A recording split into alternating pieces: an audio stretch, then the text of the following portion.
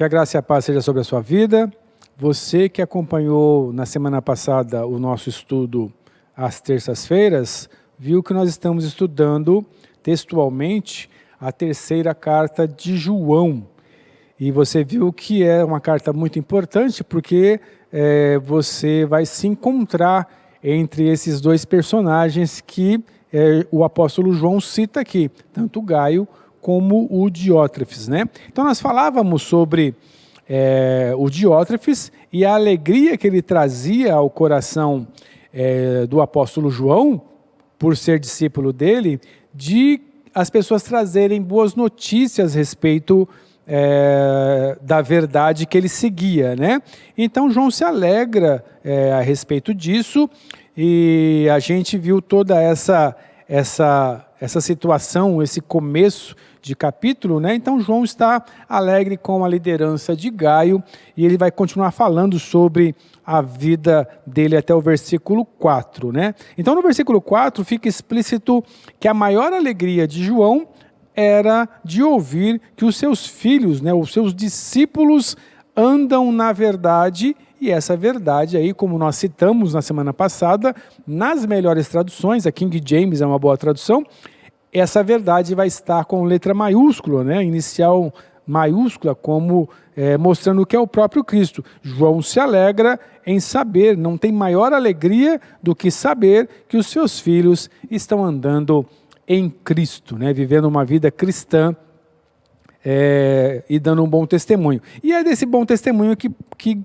João vai falar nos próximos versículos, né? A palavra usada aqui para alegria, né, não tem maior alegria, é a palavra alegria, deleite, satisfação, júbilo, né? A palavra chara, né, no grego aqui. Essa palavra é usada nesse sentido de satisfação. Não tenho maior satisfação do que saber que os meus filhos, os meus discípulos andam na verdade, andam em Cristo. E a palavra filho aqui é a palavra técnico, né? É a palavra de aluno, de discípulo, não só de filho, mas de filho espiritual, de discípulo, né? De aluno. Não tenho maior alegria do que saber que os meus discípulos, né? O filho aqui, que é a palavra técnico, está andando em Cristo, andando na verdade, né? Então que a gente venha a ser e a ter discípulos que andem na verdade e que alegrem o coração dos seus filhos, né? Que a gente não queira só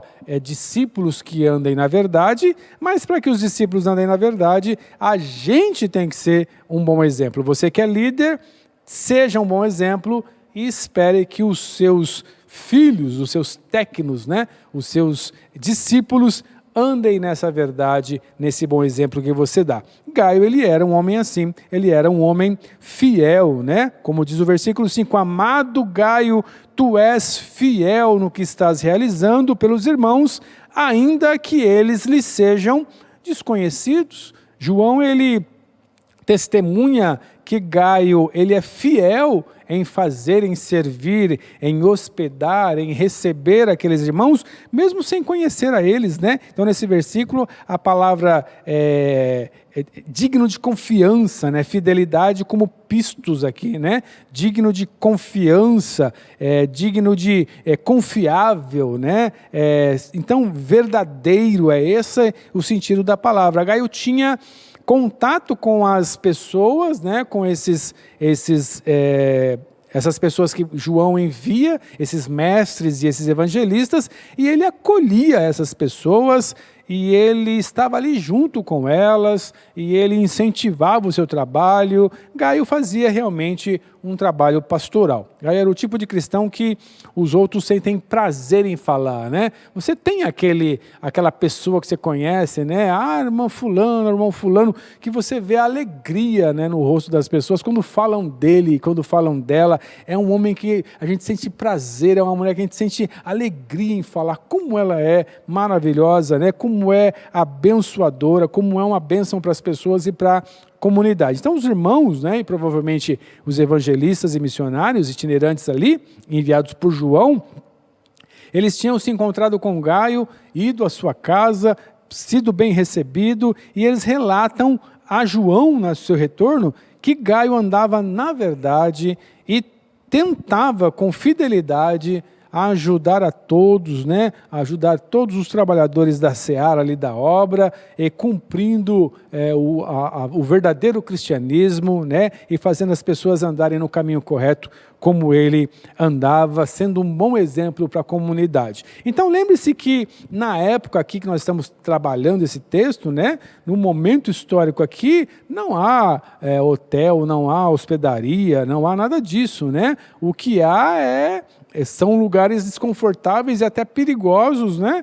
E Gaio é alguém que recebe, que acolhe esses itinerantes e que faz eles se sentirem bem ao irem ao campo ensinar e evangelizar nas cidades, né? Gaio era o típico homem que, se no tempo de Maria e José, se Maria e José tivessem chegado na casa de Gaio, Jesus não tinha nascido no estábulo, né? O texto diz que Jesus não encontrou lugar para ele se hospedar, né? Não encontrou ninguém para dar acolhida, e ele nasceu numa manjedoura, nasceu num estábulo, né? E o seu primeiro berço foi um coxo, né, de animal comer ali a sua palha. Se eles encontram Gaio, ele não tinha nascido num coxo, né? Não tinha sido o seu berço um coxo, porque Gaio era alguém que era um cristão que amava receber as pessoas, né? Que ele não era rico, como a gente viu aqui, ele não era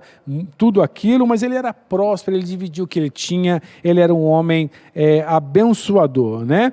Então, Gaio amava essas pessoas e queria compartilhar, né, do ministério deles, compartilhar do que eles faziam, né, sair promovendo a verdade, ensinando a verdade. Um homem pode não ser um missionário, um pregador, você pode não ser nunca uma evangelista, uma mestre em ensinar a verdade, mas você pode ajudar muito se você ajudar essas pessoas, se você respeitá-las e abençoá-las e orar por elas, já vai ser uma grande coisa. Se você recebê-las e contribuir com elas, então, muito melhor, né? Então, Gaio, ele faz um bom trabalho, né? E João diz: amado, tu és fiel no que estás realizando pelos irmãos, ainda que você nem os conheça, né? Então, no versículo 5... na parte finalzinha aqui, né, João descreve o trabalho que Gaio estava fazendo para com os irmãos, e ele usa essa palavra que é para trabalho, né? Trabalho em grego sempre é erga, né? Então ergazomai, né? Esse trabalhar, esse fazer, esse engajar-se, esse esforçar-se para fazer, servir, ajudar. É essa palavra que está sendo usada aqui no grego, né? Esse vocábulo grego ergazomai, né? Então, traduzido como esse trabalho. O Gaio fazia um trabalho muito bonito, um trabalho de... Mas o que ele fazia? Ele saía pregando, ele saía ensinando, ele saía evangelizando? O que ele tanto fazia? O que ele tanto estava engajado, que é um bom testemunho e que João aqui o elogia? Ele cuida das pessoas que estão fazendo, ele cuida das pessoas que estão evangelizando, ele cuida das pessoas que estão ensinando, aqueles que foram enviados por João, né? Então ele ajuda esses estrangeiros, sendo hospitaleiro com eles, né? Essas pessoas, elas recebem dele a atenção necessária, talvez nem dinheiro, mas ele conduz a coisa de uma maneira que elas saem encaminhadas a fazer o seu trabalho, né? E supridas, né? Como diz o versículo 6, os quais, né? Então você nem conhece essas pessoas, João diz, os quais perante a igreja deram testemunho a teu respeito, do teu amor, tu farás bem se os encaminhares na sua viagem de modo digno, ou seja, fazer com que eles cumpram o seu chamado, cumpram o seu trabalho de modo digno, né? Que eles façam o que eles têm que fazer de modo digno de Deus. Você vai fazer muito bem se você os encaminhar a isso. Então você pode não tocar, você pode não cantar, você pode não sair a pregar, você pode não sair a ensinar as pessoas, mas você vai fazer muito bem se você encaminhar essas pessoas, se você conduzi-las na viagem, no trabalho, no que elas têm a fazer do modo digno de Deus. Sabe?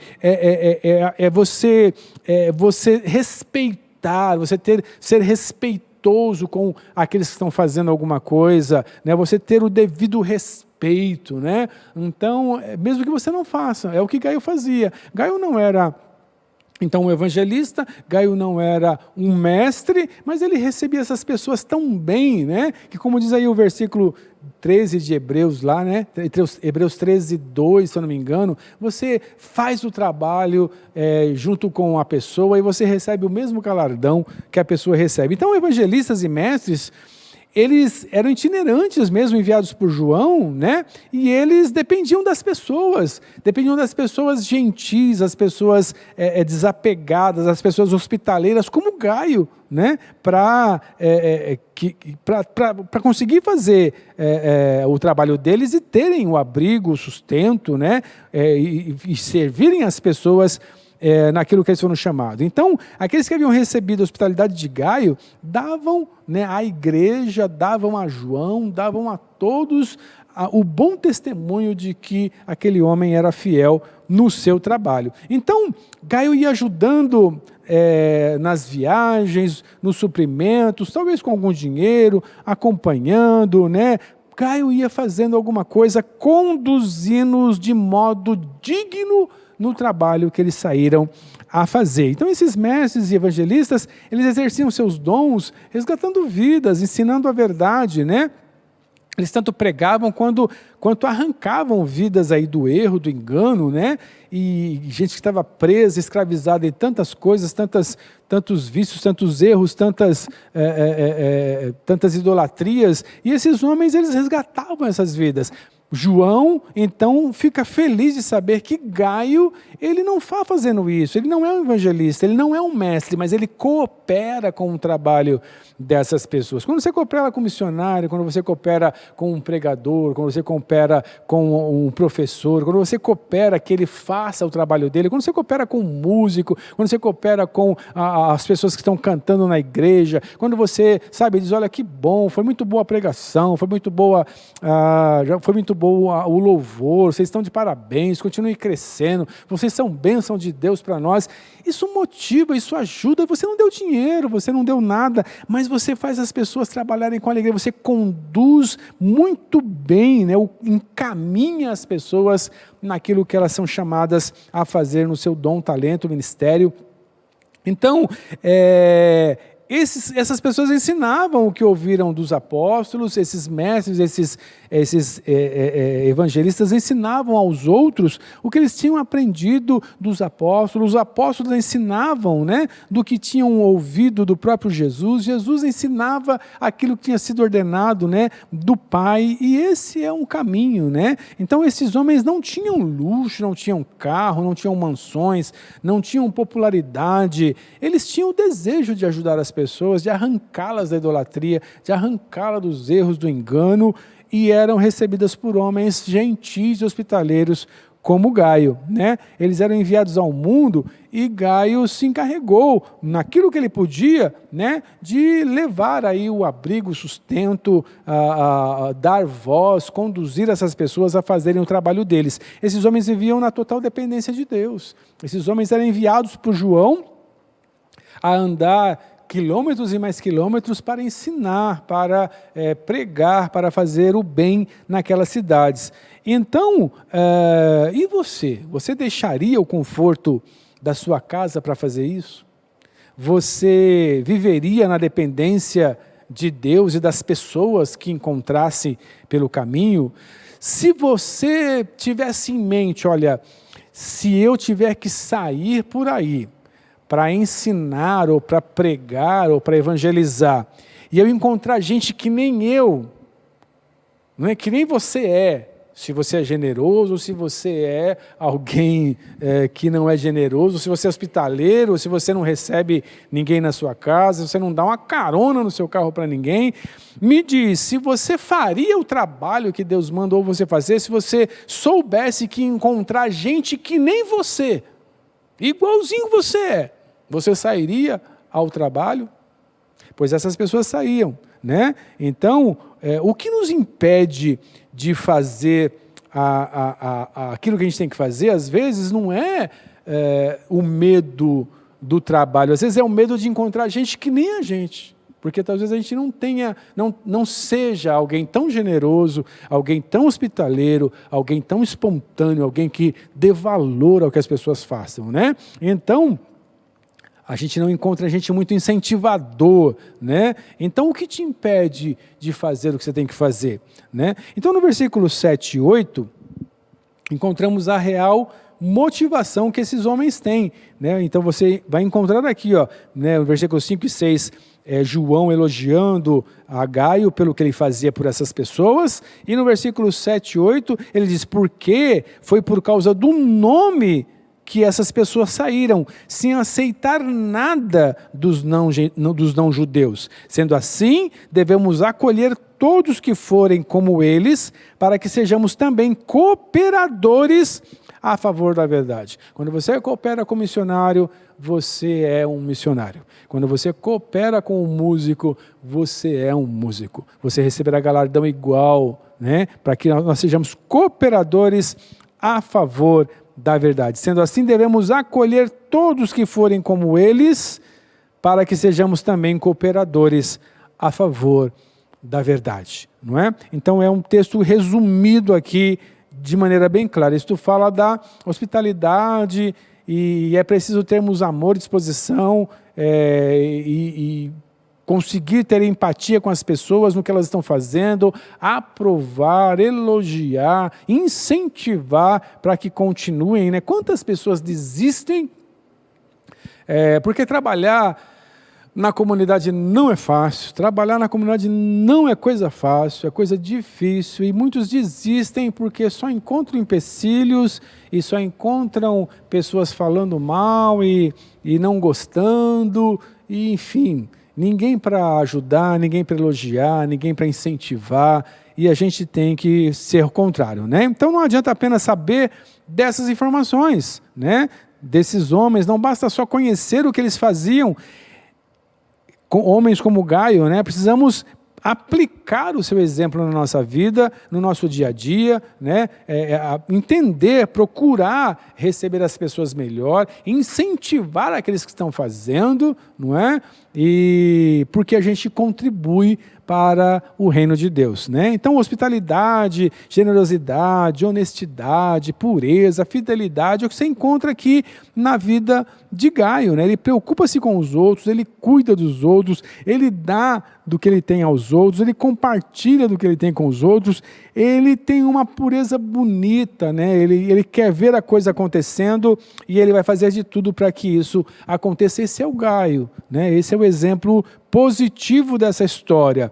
Mas agora tem um exemplo que não é o positivo, né? Que é o exemplo negativo. Tem o Diótrefes, que ele é o egoísta, né? Que é o soberbo, que é o camarada que quer a primazia, que quer estar à frente da coisa. E aí a gente precisa ver se a gente não está mais pendendo para o Diótrefes do que para o Gaio. A gente está mais para o lado da mentira, do engano, do erro, do que da verdade, porque a gente é da verdade, não é? Então, versículo 9 e 10 agora, você tem o início aqui da história de Diótrefes, né? Ele diz aqui no versículo 9, então, escrevi à igreja, mas Diótrefes, que quer ter a primazia, ou que quer ser considerado a pessoa mais importante entre eles, não nos recebeu.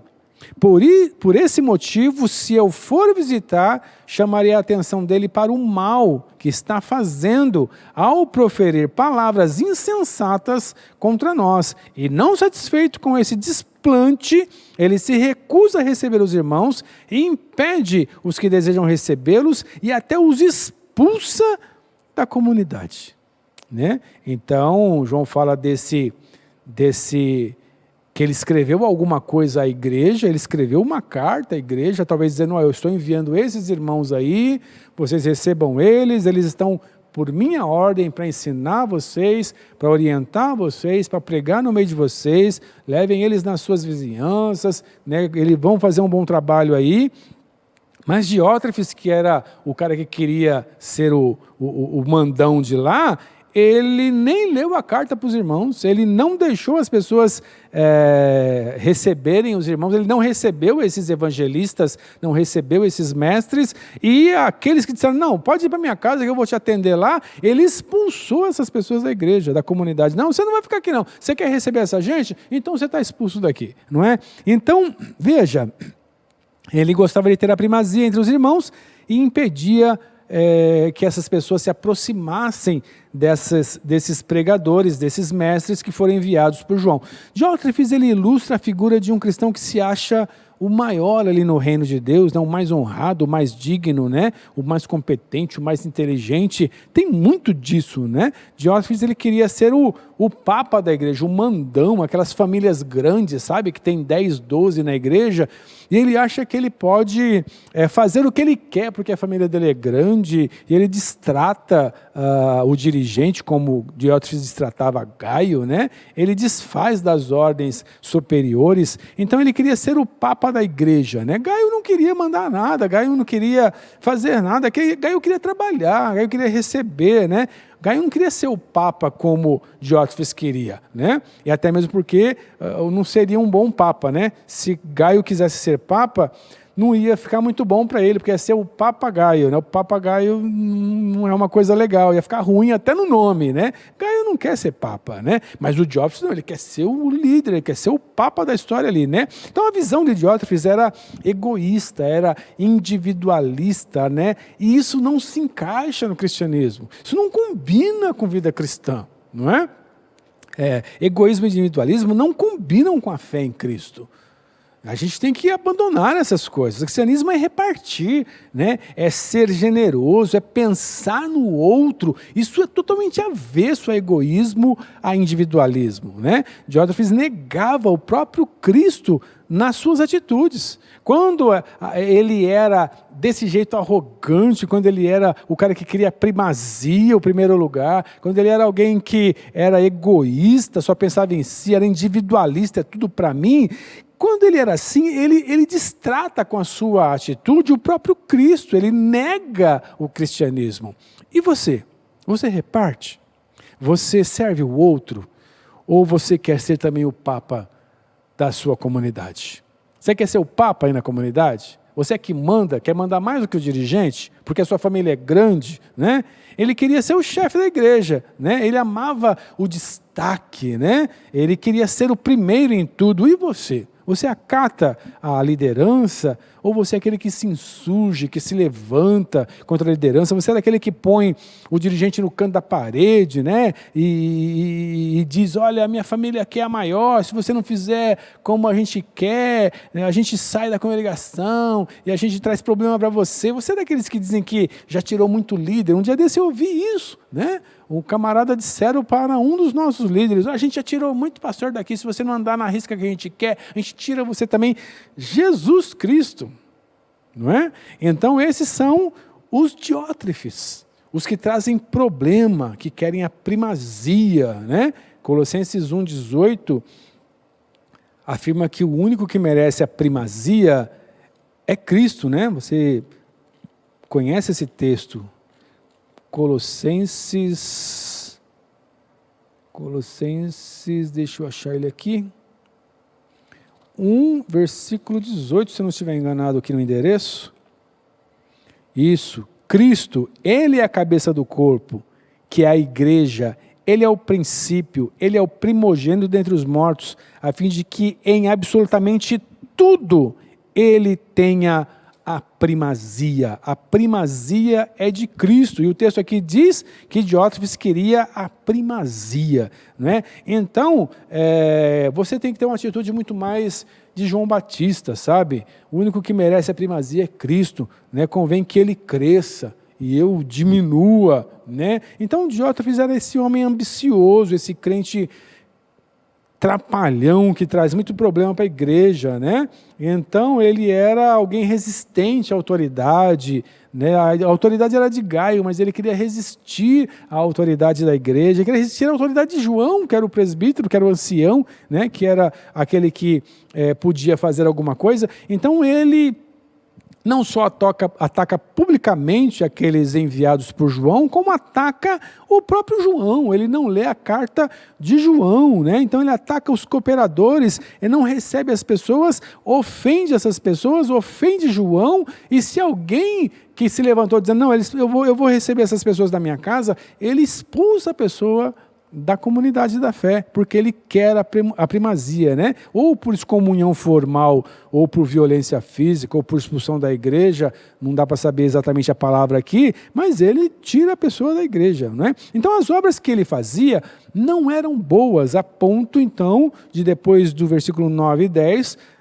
João dizer isso para a igreja, dizer isso para o próprio Gaio, amado, jamais imite o que é mal, mas imite o que é bom. Aquele que faz o bem é de Deus, e aquele que pratica o mal nunca conheceu a Deus. Então as obras que ele fazia não eram boas, né? Ele tinha uma língua maliciosa, ele falava mal das pessoas mesmo, ele impedia os irmãos de serem acolhidos, ele fazia proibições, ele excluía os irmãos da igreja, querendo a primazia sem ser nada, né? Então ele estava muito longe da verdade. Se João diz, olha, eu amo Gaio porque ele anda na verdade, eu não tenho maior prazer do que saber que os meus discípulos, né, os meus filhos, eles andam na verdade, Diótrefes está totalmente diferente disso. Ele se recusa a reconhecer até mesmo a liderança de João, do presbítero João, do apóstolo João, daquele que ouviu de Cristo, passou para os seus demais, não é? Então, em geral, os membros da igreja que querem esse prestígio todo, que querem essa posição toda, eles atacam a liderança de maneira particular, de maneira pública, às vezes joga no canto da parede, às vezes vai na casa do pastor afrontar ele, liga, né? Manda zap, agora é zap, né? Manda zap afrontando a liderança, o dirigente da igreja. Toma cuidado com isso, né? Você está num péssimo caminho, num caminho da mentira, da inverdade. Você está trazendo problema para o reino de Deus. E quem somos nós para trazer problema ou querer a primazia que é de Cristo no reino de Deus, não é? Então é comum essas pessoas iniciarem um monte de mexerico, de mentira, de conversa fiada, que tentam minar o caráter da liderança, minar o caráter daquele que está à frente, né, do líder tal. Então, o dirigente colocou o fulano de tal para ser o líder dos homens, aí o pessoal começa a levantar problema contra essa liderança e afronta, até que a pessoa desiste. Enfim, é um problema sério, né? Eles, como Absalão no Antigo Testamento, eles dão a entender que a liderança atual nunca é eficaz, nunca é boa, é só eles que são os bons, né? E que poderiam cuidar das coisas que nem eles, não tem igual, a família deles é a boa, não é? Então, Hebreus 13, que você conhece muito bem, versículo 17, resume isso de maneira bem clara, né? Honrem os seus dirigentes, os seus pastores, para que eles cuidem de vocês, não gemendo. Um pastor não tem que cuidar de você gemendo, né? Tentar curar suas feridas, tentar te conduzir, tentar te amparar e você dando coice nele. Honre os seus pastores para que eles façam o trabalho deles, não gemendo, mas com alegria, né? Isso não é bom para vocês. Então, Diótrefes, ele contou até mesmo mentiras a respeito de João, né? No versículo 10, o termo prática aqui significa levantar acusações falsas, né? Versículo 10 aqui, por esse motivo, se eu for visitar, chamarei a atenção dele para o mal que está fazendo ao proferir palavras insensatas contra nós, né? Ou essas palavras insensatas aqui, na prática, né, significa essas acusações falsas contra nós. Então, gente assim destrói a comunidade da fé. Gente assim traz muito problema, né, na comunidade da fé.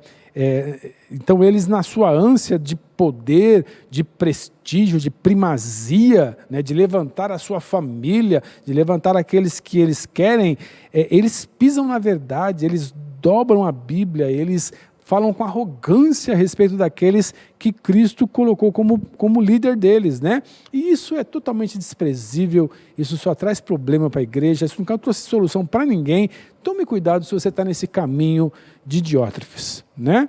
Tome cuidado com esse caminho, porque é um caminho escorregadio e você vai cair e você vai se arrebentar, não é? Não seja alguém assim dentro da comunidade da fé, na sua família, no seu trabalho. Seja alguém que está disposto a acatar a ordem da liderança, ele vai ser cobrado sobre aquilo, e gente assim disciplinada sempre traz problema, não é? Então, agora ele vai falar sobre o portador da carta aqui, né, que é o próprio Demétrio, né, no versículo 12, ele diz: entretanto, quanto a Demétrio, então se o exemplo de Diótrefes é péssimo, o versículo 12 diz: mas Demétrio, que está levando a carta aí, todos têm bom testemunho sobre ele, inclusive a própria verdade, né? De novo, aqui a verdade na letra maiúscula, começando com a letra maiúscula, o próprio Cristo testemunha a seu favor. E nós também testemunhamos e sabemos que o nosso testemunho e você sabe que o nosso testemunho é fiel. Então, o portador da terceira carta aqui,